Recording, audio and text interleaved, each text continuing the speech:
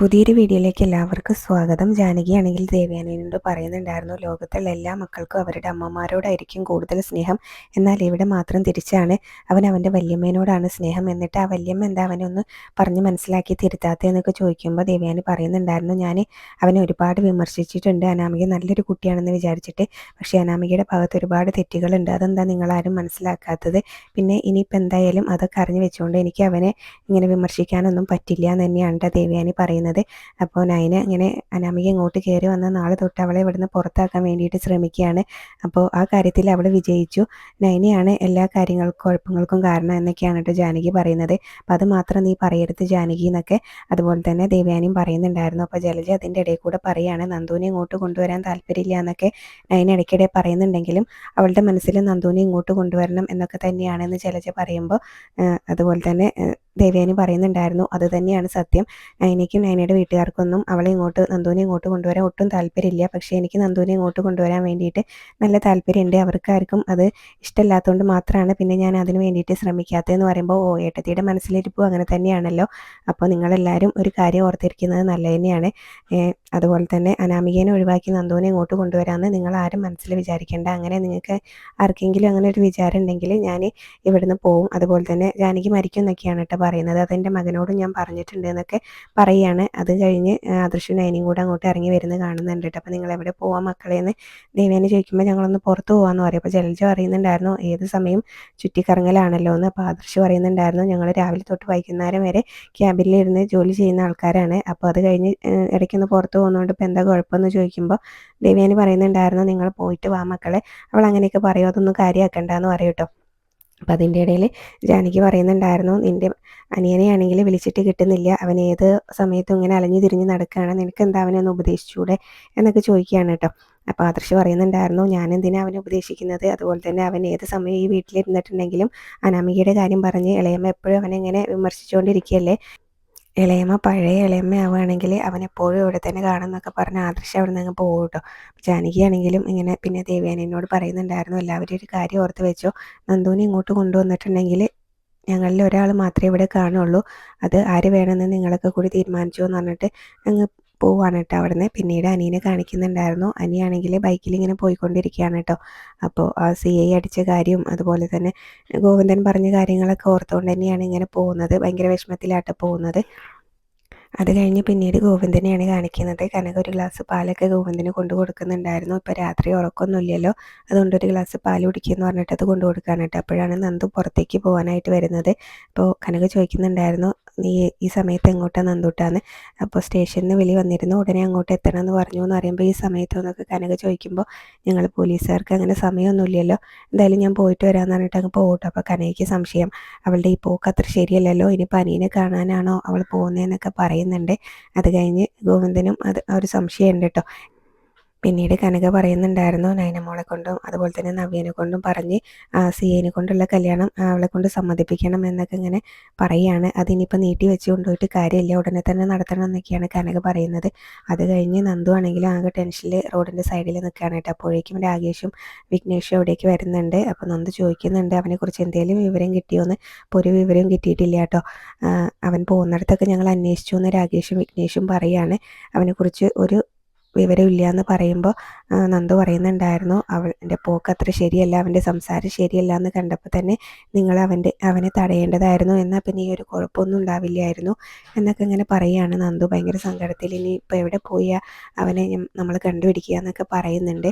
അതുപോലെ തന്നെ പിന്നീട് ഞാൻ സൈബർ സെല്ലിലേക്ക് ഒന്ന് വിളിച്ച് നോക്കട്ടെ എന്ന് പറയും. അപ്പോൾ അങ്ങനെ നന്ദു വിളിച്ച് നോക്കുന്നുണ്ട്. അപ്പോൾ അവർക്കും ഒരു വിവരം കിട്ടിയിട്ടില്ല കേട്ടോ.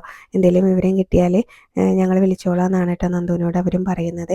അപ്പോൾ അത് കഴിഞ്ഞ് പിന്നീട് രാകേഷും വിഘ്നേഷും ആണെങ്കിലും പറയുന്നുണ്ടായിരുന്നു, നിന്നെ ഇങ്ങനെ കല്യാണം ആലോചിച്ച് വന്നിട്ടുള്ള ആ CA ഒരു മഹാബോറനാണ് എന്ന് പറയട്ടെ. അപ്പോൾ അതൊക്കെ എനിക്കും അറിയാവുന്ന കാര്യം തന്നെയാണ്. അപ്പോൾ നിനക്ക് ആ ബന്ധം വേണ്ടാന്ന് നിൻ്റെ വീട്ടിൽ പറഞ്ഞുകൂടെ എന്നൊക്കെ നന്ദുവിനോട് ചോദിക്കുമ്പോൾ ഞാനൊരു 1000 തവണ പറഞ്ഞതാണ് എന്ന് പറയൂ കേട്ടോ. ഇനിയിപ്പോൾ അതിൻ്റെ പേരിൽ വഴക്കിടാനൊന്നും എനിക്ക് വയ്യ, ഇപ്പം നമ്മുടെ വിഷയം അതല്ലല്ലോ, നമുക്ക് അനീനെ കണ്ടുപിടിക്കണ്ടേ എന്ന് പറയുന്നുണ്ട് കേട്ടോ. പിന്നീട് ആദർശും അനിയാണെങ്കിലും അനീനെ തിരഞ്ഞിറങ്ങിയത് തന്നെയാണ് കേട്ടോ. അവരെ അടുത്തുള്ള കടകളിലൊക്കെ അനിയുടെ ഫോട്ടോ കാണിച്ചു കൊടുത്ത് ചോദിക്കുന്നുണ്ടായിരുന്നു അനീനെ കണ്ടിട്ടുണ്ടോ എന്ന്. പക്ഷേ അവരാരും കണ്ടിട്ടില്ല. അപ്പോൾ ആദർശനാണെങ്കിലും ആകെ ദേഷ്യവും സങ്കടമൊക്കെ വരുന്നുണ്ട് കേട്ടോ. അവൻ എൻ്റെ എൻ്റെ കയ്യിൽ കിട്ടിയിട്ടുണ്ടെങ്കിൽ ഞാൻ അവൻ്റെ കർണം നോക്കി ഒന്ന് കൊടുക്കും എന്നൊക്കെ ഇങ്ങനെ ആദർശ് പറയുമ്പോൾ നയന പറയുന്നുണ്ടായിരുന്നു, അവനിപ്പോൾ ഒരാൾ കർണത്തെ അടിച്ചതിൻ്റെ പേരിലാണല്ലോ അവനിപ്പോൾ കാണാതായിട്ടുള്ളത്, ഇനിയിപ്പോൾ ആദർശേട്ടനും കൂടെ അങ്ങനെ ചെയ്യുകയാണോ എന്നൊക്കെ ചോദിക്കും. അപ്പോൾ ആദർശ് പറയുന്നുണ്ടായിരുന്നു, എനിക്കിപ്പോൾ എൻ്റെ സമനില തെറ്റിയ പോലെയാണ്, ഒരുപാട് ഇങ്ങനെ ബിസിനസ് ചെയ്ത് പണം ഉണ്ടാക്കിയിട്ട് കാര്യമൊന്നുമില്ലല്ലോ, അത് അനുഭവിക്കാനുള്ളവരും കൂടെ വീട്ടിൽ വേണ്ടേ എന്നൊക്കെ ഇങ്ങനെ പറയുകയാണ്, മനസ്സമാധാനം വേണ്ടേ എന്നൊക്കെ ഇങ്ങനെ പറയുന്നുണ്ട് കേട്ടോ. അപ്പോൾ എന്തായാലും നയന പറയുന്നുണ്ടായിരുന്നു, അവന് അങ്ങനെ ആകെ വിഷമം വന്നാൽ ഇങ്ങനെ ഇരിക്കുന്ന ഒരു അമ്പലം ഉണ്ടല്ലോ, ഇന്നാൾ അമ്പലത്തിൽ നിന്നാണല്ലോ അവനെ കണ്ടത്, നമുക്ക് അവിടെയും കൂടെ പോയി നോക്കാമെന്ന് പറയുമ്പോൾ 2 സ്ഥലത്തും കൂടെ നോക്കിയിട്ട് അവിടേക്ക് പോകാമെന്ന് ആദർശ് പറയാം കേട്ടോ. പിന്നീട് അനാമികേനെ ജാനകി വിളിച്ചിട്ടുണ്ടായിരുന്നു. അപ്പോൾ ജാനകി അനീനെ കാണാനില്ല എന്നുള്ള കാര്യമൊക്കെ പറഞ്ഞിട്ടുണ്ട്. അപ്പോൾ അത് വേണുവിനോടും രേവതിനോടും വന്ന് പറയാണ് കേട്ടോ. അനീനെ കാണാനില്ല എന്ന് പറയുമ്പോൾ തന്നെ വേണു പറയുന്നത്, അവനെ എവിടെയെങ്കിലും പോയി തൊലയട്ടെ, അതിനിപ്പോൾ നമുക്ക് എന്താണെന്നാണ് കേട്ടോ പറയുന്നത്. അപ്പോൾ ഞാനിപ്പോഴും അങ്ങോട്ട് ചെല്ലണം തന്നെയാണ് അവർ പറഞ്ഞുകൊണ്ടിരിക്കുന്നതെന്ന് പറയുമ്പോൾ, ഇനിയിപ്പോൾ എന്തായാലും മോൾ അങ്ങോട്ട് പോകണ്ട, അങ്ങോട്ട് പോകണമെന്നുണ്ടെങ്കിൽ നമ്മൾ പറഞ്ഞ പോലെയൊക്കെ കാര്യങ്ങൾ നടക്കണം, അല്ലെങ്കിൽ പിന്നെ മോളുമായിട്ടുള്ള ബന്ധം അവർ ഒഴിവാക്കി തരണം, നമ്മൾ പറഞ്ഞ കോമ്പൻസേഷൻ നമുക്ക് തരികയും വേണം.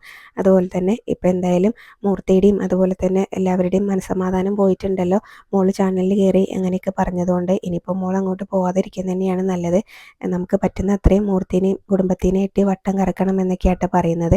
ഇനിയിപ്പോൾ അവനെവിടെ പോയി തൂങ്ങി ചാവ് എന്തെങ്കിലും ചെയ്താലും എനിക്ക് കുഴപ്പമൊന്നുമില്ല എന്ന് അനാമിക പറയുമ്പോൾ, അങ്ങനെ തൂങ്ങി ചത്തിട്ടുണ്ടെങ്കിൽ അത് നല്ല കാര്യമാണ് നമുക്ക്.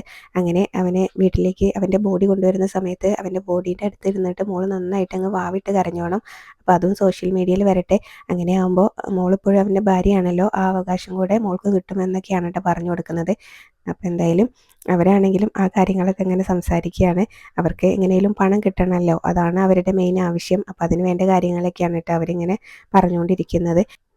അത് കഴിഞ്ഞ് പിന്നീട് കാണിക്കുന്നത് അനിയാണെങ്കിലും വലിയൊരു കെട്ടിടത്തിൻ്റെ മുകളിൽ കയറിയിട്ട് നിൽക്കുകയാണ് കേട്ടോ. അപ്പോൾ അവിടെ നിന്നിട്ട് ഇങ്ങനെ ആ കെട്ടിടത്തിൻ്റെ മുകളിൽ ഇങ്ങനെ നിന്ന് താഴേക്ക് ഇങ്ങനെ നോക്കിയിട്ട് പെട്ടെന്ന് തന്നെ അവിടെ നിന്ന് എടുത്ത് ചാടുന്നത് കാണിക്കുന്നുണ്ട് കേട്ടോ. അത് കഴിഞ്ഞ് പിന്നീട് നന്ദു ആണെങ്കിലും ഓർത്തതാണ് ഇതെന്ന് തോന്നുന്നുണ്ട്, അനീനെ അന്വേഷിച്ചാണല്ലോ ഇറങ്ങിയത്, അനി എന്തെങ്കിലും ചെയ്യുമോ എന്നുള്ളൊരു പേടി നന്ദുവിന് നന്നായിട്ടുണ്ട്. അപ്പോൾ നന്ദു ഇങ്ങനെ സ്കൂട്ടി ഓടിച്ചുകൊണ്ട് പോവുകയാണല്ലോ, അപ്പോൾ ഒരാൾ നേരെ വരുന്നുണ്ടായിരുന്നു, അപ്പോൾ അതൊന്നും നന്ദു ശ്രദ്ധിക്കുന്നുണ്ടായിരുന്നില്ല. അപ്പോൾ അയാളുടെ വണ്ടിക്ക് ഇങ്ങനെ തട്ടാനായിട്ട് പോകുന്നുണ്ട്. അതിന് അയാൾ കുറേ വഴക്ക് പറയുന്നുണ്ട്, നേരെ നോക്കി വണ്ടി ഓടിക്കണം, ഇന്നത്തെ പെൺകുട്ടികളാണെങ്കിലും ആൺകുട്ടികളെക്കാളും സ്പീഡിലാണ് വണ്ടി ഓടിക്കുന്നത് എന്നൊക്കെ പറഞ്ഞ് അയാൾ കുറേ വഴക്ക് പറഞ്ഞിട്ട് അങ്ങ് പോകും കേട്ടോ. അപ്പോൾ അയാളോട് എന്തായാലും സോറി പറയുന്നുണ്ട് നന്ദുവിൻ്റെ ഭാഗത്താണല്ലോ തെറ്റി. അതുകൊണ്ട് തന്നെ പിന്നീട് ആദർശനായനെയും അനി എപ്പോഴും വരാറുള്ള അമ്പലത്തിൽ വന്നിട്ടുണ്ട്, അവിടെയൊക്കെ നോക്കുന്നുണ്ട്, അവിടെയൊന്നും ഇല്ല കേട്ടോ. നയന പറയുന്നുണ്ട് ഇങ്ങനെ അവിടെയൊക്കെ നോക്കിയിട്ട് അവൻ ഇവിടെയൊന്നും കാണുന്നില്ലല്ലോ എന്ന്. അപ്പോൾ ആദർശ് പറയും, അവനിപ്പോൾ ആകെ ഇങ്ങനെ സമനില തെറ്റി നടക്കുന്ന ഒരു അവസ്ഥയിലാണ്, അപ്പോൾ ഇനിയിപ്പോൾ കടത്തിനെ കണ്ടാലും അവിടെ കിടന്ന് ഇങ്ങനെ ഉറങ്ങും, കുടുംബത്തിൻ്റെ ഇതൊന്നും അവൻ അന്തസ്സും ഇതൊന്നും അവൻ നോക്കില്ല, അവൻ ഒരുപാട് ഉപദേശിച്ചതാണ്, 3 ബ്രാഞ്ച് അവന് കൊടുത്തിട്ടുണ്ട്, അവൻ അതൊന്നും നോക്കി നടത്താനുള്ള സമയമില്ല എന്നൊക്കെ പറഞ്ഞ് ആകെ ഇങ്ങനെ സങ്കടത്തിലാണ്, നമുക്ക് ഒന്നുകൂടെ പ്രാർത്ഥിക്കാം, എനിക്കും അത്രയും ടെൻഷൻ ഉണ്ട് എന്നൊക്കെ ആദർശ് പറയാണ് കേട്ടോ. അപ്പോൾ അവർ അവിടെ വീണ്ടും നിന്ന് പ്രാർത്ഥിക്കുകയൊക്കെ ചെയ്യുന്നുണ്ട്. ഇങ്ങനെ അഹങ്കാരം കാണിക്കുന്നവരെ ഇങ്ങനെ ദൈവം പോലും ചിലപ്പോൾ തിരിഞ്ഞു നോക്കില്ല എന്നൊക്കെ ആദർശ് പറയുന്നുണ്ട് കേട്ടോ. അത് കഴിഞ്ഞ് പിന്നീട് അനിയാണെങ്കിലും ആ റെയിൽവേ ട്രാക്കിലൂടെ ഇങ്ങനെ നടക്കുന്നത് കാണിക്കുന്നുണ്ട്, ഭയങ്കര സങ്കടത്തിലാണ് കേട്ടോ നടക്കുന്നത്. അപ്പോൾ എതിരെ ഇങ്ങനെ ഒരു ട്രെയിൻ വരുന്നതും കാണിക്കുന്നുണ്ട് കേട്ടോ. അപ്പോൾ ഇത്രയൊക്കെയാണ് ഇന്നത്തെ എപ്പിസോഡിൽ കാണിച്ചിട്ടുണ്ടായിരുന്നത്. റിവ്യൂ ഇഷ്ടമെങ്കിൽ ചാനലൊന്ന് സബ്സ്ക്രൈബ് ചെയ്ത് സപ്പോർട്ട് ചെയ്യണേ. Thank you.